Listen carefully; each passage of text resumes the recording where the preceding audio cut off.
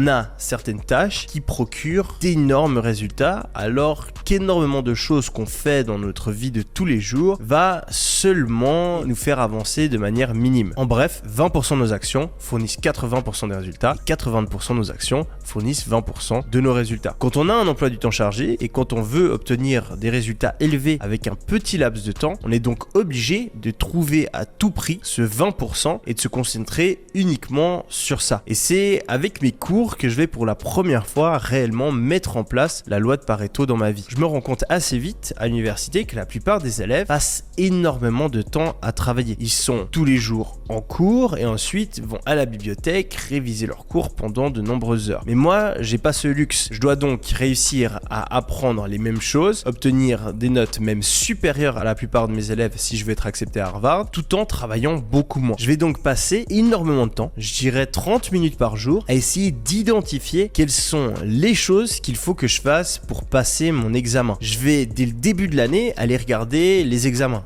On peut voir les examens des années précédentes, on a accès à des séries pour s'entraîner, ou alors dans certaines matières, quand on n'a pas accès aux examens précédents, on peut essayer de déduire à travers des questions qu'on pose au prof ou en regardant le syllabus, qu'est-ce qui va tomber dans l'examen. Je vais donc essayer de prévoir tout ça et ensuite je vais entraîner exactement la même chose. La plupart des gens qui sont à l'université avec moi, ils vont en cours. Ils vont attendre de nombreuses heures alors que le prof va expliquer lentement ce qui est déjà expliqué sur les slides. Ils vont ensuite se poser à la bibliothèque et faire un résumé des slides. Ils vont ensuite se mettre à lire le résumé en essayant de l'apprendre par cœur et au final, ils arrivent à l'examen et on leur demande pas de savoir faire un résumé, on leur demande pas de savoir écouter et prendre des notes, on leur demande pas de ressortir des choses qu'ils ont appris par cœur. Non, dans la plupart des cours, on leur demande de résoudre des problèmes. Alors certes, la matière qu'on a vue en cours, elle est utile et elle permet peut-être d'avoir des pièces, des parts de raisonnement nécessaires à résoudre l'exercice, mais en réalité, la manière dont je vais réviser est bien plus efficace.